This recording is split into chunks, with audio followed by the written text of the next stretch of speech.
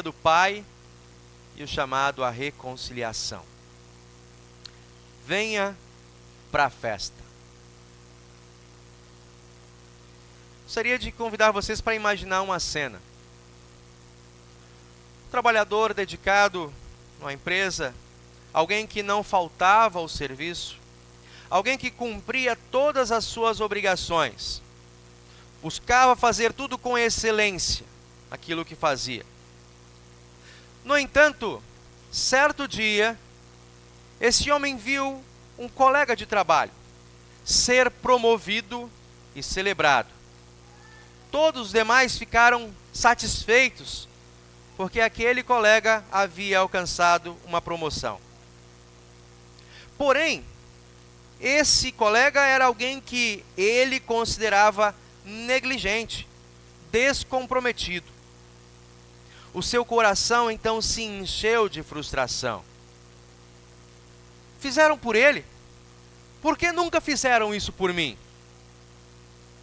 E esse trabalhador, embora dedicado, não percebeu que já fazia parte de algo maior. Ele também integrava toda aquela equipe. Ele fazia parte daquela família. A sua dedicação, antes era um ato de vocação, tornou-se a partir de então um fardo, um peso. E ele passou a enxergar a sua posição como um simples contrato de trabalho e não mais como um privilégio. Assim, a sua lealdade foi ofuscada pelo ressentimento. O que ele fazia e fazia com prazer se tornou fardo e uma tortura.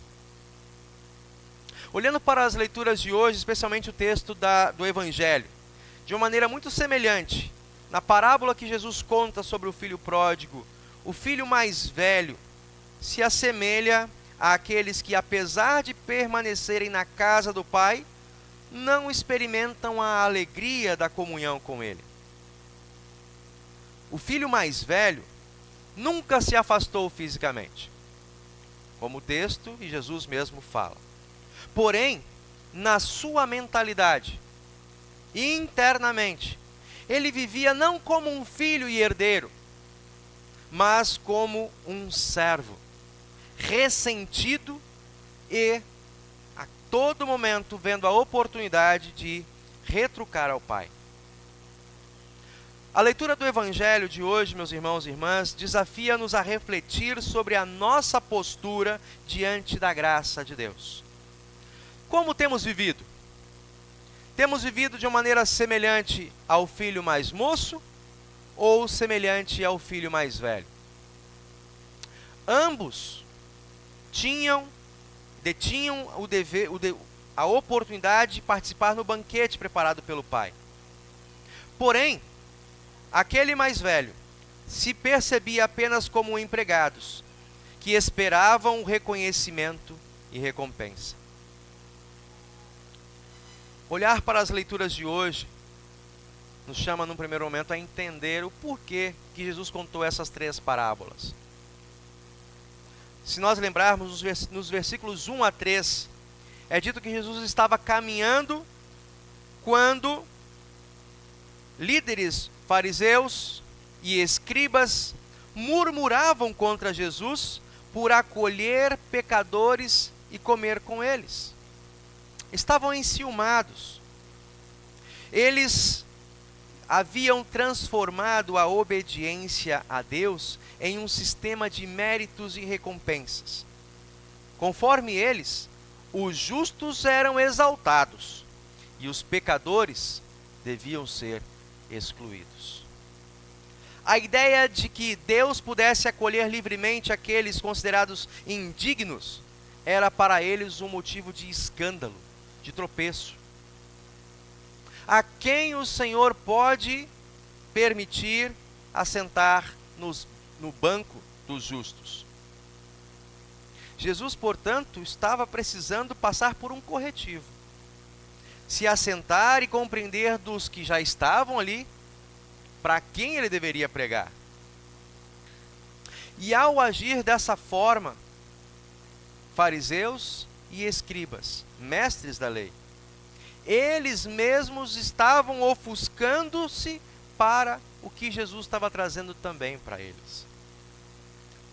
Diante dessa mentalidade de juízo, de moralismo religioso, Jesus responde com 3 parábolas que nós conhecemos bem no capítulo 15.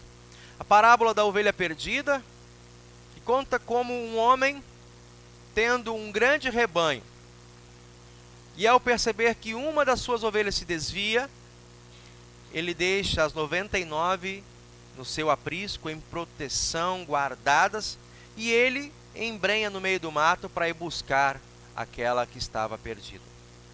E quando a encontra, ele a traz de volta e celebra com todos os seus amigos, porque ele encontrou e resgatou para o seu rebanho a sua ovelha que estava longe. De maneira muito semelhante, aí a gente percebe o cuidado de Jesus, ou seja, Jesus traz uma parábola para o universo masculino, os homens que conheciam a lida do campo, na ovelha perdida. E olhando também para o universo feminino, ele conta a história da moeda perdida. Na mesma linha, uma mulher tinha na sua casa algumas moedas, quando uma delas, uma moeda simples, de prata, de menor valor, talvez uma moeda de R$1, caiu nas frestas da casa e ela perdeu a moeda. Talvez por uma moeda, o que você vai fazer? Mas essa mulher, disse Jesus, ela botou os móveis todos para cima, arrancou os tapetes e começou a varrer toda a casa. E quando ela encontrou a moeda, ela chamou as suas amigas e fizeram uma festa. Eu encontrei a minha moeda. A festa talvez valesse muito mais do que a própria moeda. Mas para aquela mulher, aquela moeda tinha um valor especial no seu coração. Era dela. Era do conjunto de moedas dela. Com essas 2 parábolas, Jesus deixa bem claro a grande festa que há no reino celeste, quando qualquer pessoa a quem ele ama, e ele ama todas as pessoas, aqueles que estão longe, são resgatados, são acolhidos, são encontrados de novo no banco dos justos por Cristo. E aí ele encerra esse conjunto de parábolas dizendo assim, olha, se há festa no céu por esses que estão longe, há festa no céu também por vocês, que embora perto, não se reconhecem como filhos e têm o coração endurecido diante do convite que faço. É nesse sentido que a parábola final, que fecha esse conjunto, ela é trazida para nós. Nesse contexto de Quaresma, faz com que essa parábola seja ainda mais significativa, meus irmãos. Pois é um período onde somos convidados a olhar para dentro de nós em busca de arrependimento e de uma renovação de mente. De entendermos a identidade que Deus nos dá e valorizarmos esse convite para estar na mesa do banquete. O filho mais novo reconheceu a sua necessidade de perdão e voltou arrependido para a casa do pai. O filho mais velho, embora na casa do pai, permaneceu cego para a sua própria condição. Ele era filho e herdeiro, mas ele se reconhecia apenas como um servo. Ele não desfrutava do que o pai oferecia. E aí vem um alerta para todos nós, para todos aqueles que confiam em suas próprias obras e perdem de vista a graça imerecida de Deus. O Pai amoroso ama os de longe e ama igualmente os de perto. Ele não faz distinção no seu amor. E o convite dele é sempre renovado para vir à mesa. Mas muitas vezes o coração endurecido, como desse jovem mais velho, impede que desfrutemos da alegria e do gozo no coração de Deus, estarmos à mesa da comunhão. A atitude do filho mais velho nos confronta com o perigo do legalismo e da religiosidade vazia. Ele cumpria as suas obrigações, mas ele via a sua relação com o pai como uma troca comercial. Eu estou fazendo pelo senhor, então o senhor tem que fazer por mim também.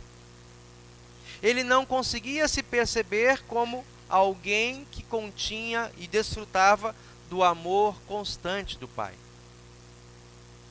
Nesse sentido, a pergunta que trazemos é: ao nosso redor, na rede de relacionamento de vocês, há cristãos que ainda vivem assim a sua fé? Pessoas que servem a Deus, mas fazem isso sem alegria genuína. Pessoas que servem a Deus, mas esperam bater palminha, reconhecimento, recompensas. E quando veem pecadores restaurados, sentem inveja e ressentimento ao invés de gratidão. A lei de Deus nos expõe, meus irmãos. Será que temos vivido como filhos amados ou como servos que apenas cumprem ordens? O nosso serviço a Deus tem sido fruto de fé ou de um desejo de provar o nosso valor? A Escritura nos diz, como hoje no texto, em Isaías 64:6, todos nós somos como o imundo, e todas as nossas justiças são como trapos de imundícia. Portanto, esperar o reconhecimento por aquilo que fazemos, ou seja, confiar nas nossas obras, vai trazer sobre nós apenas decepção. Porque sempre vai ficar faltando alguma coisa. É algo que a gente diz como pastor. Aí nessa semana, conversando com um colega, ele falando: eu quero voltar de novo ao ministério, gostaria de ser pastor. Mas por quê? Porque o pastor aqui está faltando isso. Aquele pastor lá e aquele não faz visita. Aí eu falei: meu irmão, que bom que não está sobre você esse peso. Porque o pastor sempre está em dívida. Se o pastor sai fazendo visitação a todos os membros, alguém vai criticar: olha só, o pastor não se preparou para o sermão. E o pastor está fazendo visita e não está tendo estudo bíblico. Aí o pastor: então não vou deixar faltar, vou fazer a parte acadêmica, vou fazer então os sermões bem escritos, bem fundamentados. E é pastor de escritório, aquele lá só fica no escritório. Para visitar ele, tem que agendar e ir na casa dele, porque se esperar ele vir aqui também não vem. Ou o pastor faz o sermão, bem preparado, visita os membros. Essa igreja aqui não muda, porque o pastor não faz missão, o pastor não sai para fazer missão. Ele fica só visitando a casa da gente, tomando café, comendo um bolo, tá ficando até gordinho. Mas não faz missão. Ou o pastor é missionário e vai lá e traz pessoas de fora. E a nossa igreja daqui a pouco vai perder a sua característica. Por quê? O pastor está trazendo gente estranha para cá, gente que não conhece a tradição, pessoas que não sabem a hora de sentar e levantar. O pastor sempre está em dívida. E aí, quando o pastor tenta dar conta de tudo isso, ele morre de exaustão. Ou então entra em burnout, ou faz outras coisas, ou abandona o ministério, como esse colega fez. Não, vou fazer outra coisa. Não preciso me cobrar tanto. É isso. A busca por um ativismo e a expectativa de uma satisfação, de uma recompensa pelo seu ativismo, só te leva à canseira, à ansiedade e frustração.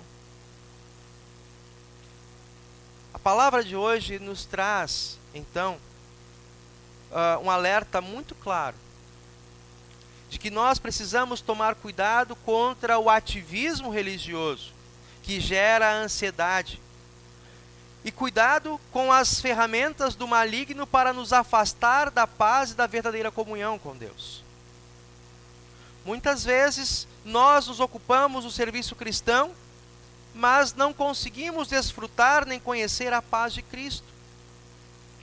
O apóstolo Pedro nos diz: lançai sobre o Senhor as vossas ansiedades, porque Ele tem cuidado de vocês.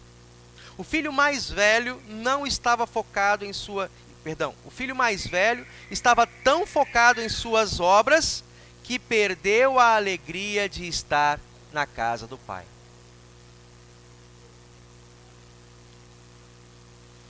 Se parar o sermão por aqui, todos nós vamos nos sentir no inferno, não é verdade? Porque ou nós estamos nos sentindo culpados porque deixamos a casa de Deus, não valorizamos, ou outras vezes nos sentimos pressionados e também frustrados porque somos ansiosos, somos ativos demais. De qualquer modo, não há paz perfeita quando olhamos para nós mesmos.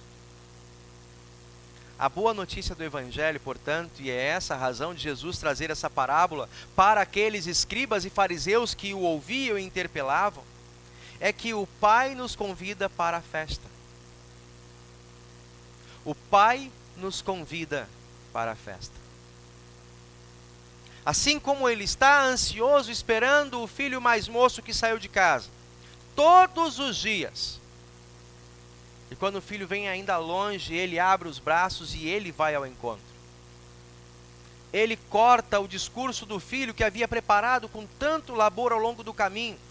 Pai, pequei contra o céu diante de ti, me deixe ser como um dos seus empregados. Ele falou, não. Tragam lá roupas e vistam ele, tragam dignidade para esse homem de novo, ele é meu filho. O pai foi ao encontro do filho. E o que estava em casa, quando o pai preparou o banquete, falou, não vou entrar, com ele eu não vou. O pai não esperou ele ficar de novo mais calmo. Não, o pai foi ao encontro dele de novo. Meu filho, tudo que é meu é seu.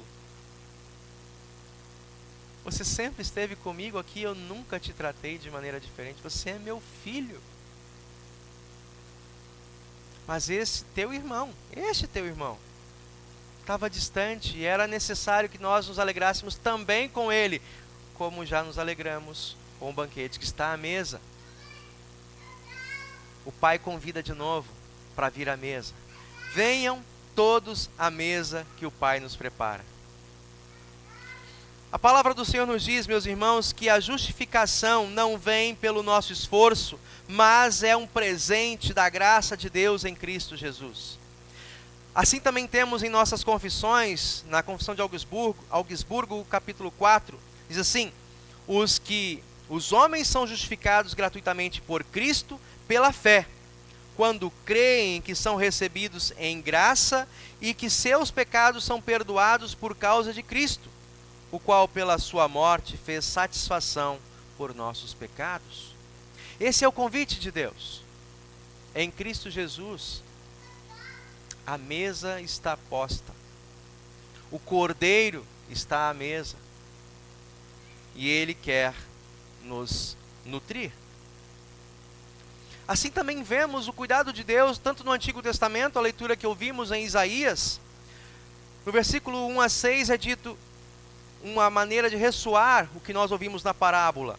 Ao proclamar a alegria da salvação. No versículo 2 é dito, eis que Deus é a minha salvação. Confiarei nele e não temerei. O filho mais velho confiava em quê? No amor do pai? Não. Por isso ele precisava trabalhar o tempo todo.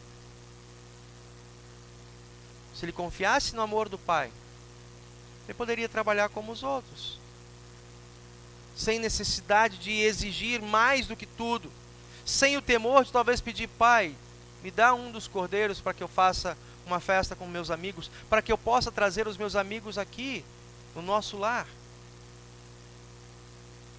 Muitas vezes nós, membros dessa casa, esquecemos que toda semana temos um banquete servido, uma mensagem, uma pregação, e às vezes nos sentimos meio intimidados, não estendemos esse convite para os nossos amigos. Mas eles nos convidam. Vai na minha igreja. Quer visitar minha congregação? Não, eu também sou cristão. Você é cristão? Sou luterano. Que igreja é essa? Ah, eu sou cristão. Desde quando que você é luterano? Ah, desde que nasci. Fui batizado na igreja luterana. Fui confirmado na igreja luterana. Me casei com um pastor luterano. Eu não sabia. Você nunca me convidou para um culto na sua igreja. Ah, não, é que assim, é que é domingo de manhã, né? Você às vezes está querendo descansar. Enfim, o filho mais velho, que tem o banquete, não convida os seus amigos para desfrutar. E o texto de 2 Coríntios. Aqui o apóstolo Paulo reforça a mensagem da reconciliação, dizendo: se alguém está em Cristo, é nova criatura. O filho mais novo foi restaurado e o pai desejava que então o filho mais velho experimentasse também essa renovação. O apóstolo Paulo aqui está nos chamando não apenas a sermos reconciliados, mas a nos tornarmos embaixadores de Cristo. E a mensagem que o apóstolo Paulo trouxe, que o Fabrício leu para nós, é para o judeu um escândalo. Olha, eu quero dizer uma notícia para vocês. Deus está reconciliando com todo mundo. Como isso? Ele não leva em conta os seus pecados. Peraí. Quer dizer que em Cristo Deus não leva em conta os pecados das pessoas? Não, mas isso não é... A mensagem fica muito fácil. A mensagem do Evangelho quer dizer que para ter a salvação basta eu crer em Jesus? Não importa o meu passado, a minha história? Sim. Não, mas tem que fazer alguma coisa. Eu estou aqui no banco da igreja faz 45 anos. Eu me esforço, oferto. Parabéns. Deus te abençoou. O Espírito Santo te sustentou. Mas esse perdão de Deus em Cristo Jesus é para todas as pessoas. E não há pecado suficiente que o Senhor não tenha o poder de perdoar. Ele quer perdoar todas as pessoas, de todos os seus pecados, como comunicou aquele bandido na cruz, ao lado de Jesus, quando na sua última hora olhou e disse: Senhor, tem misericórdia de mim, e lembra de mim quando vieres no teu reino. Jesus não foi puxar a ficha dele, olhou para ele e disse: em verdade te digo, hoje estarás comigo no paraíso. Meus irmãos, não tenhamos medo de comunicar esse evangelho. Ele é escandaloso mesmo. Ele desconcerta. Mas ele é um convite. Deus não vai te pegar pela corda no pescoço e te trazer.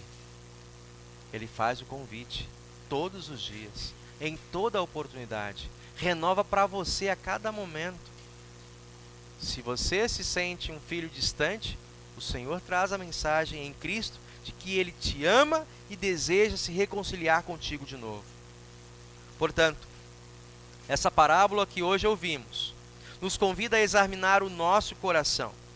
Estamos celebrando a graça de Deus ou estamos murmurando contra ela? O Senhor nos chama para ser o Senhor nos chama para desfrutarmos do seu banquete, a sua presença, e compartilharmos a sua alegria com outros. Como assim também diz Lutero no 3º artigo do Credo: se o Espírito Santo não me chamar pelo Evangelho, não posso crer em Jesus Cristo, meu Senhor, nem vir a Ele.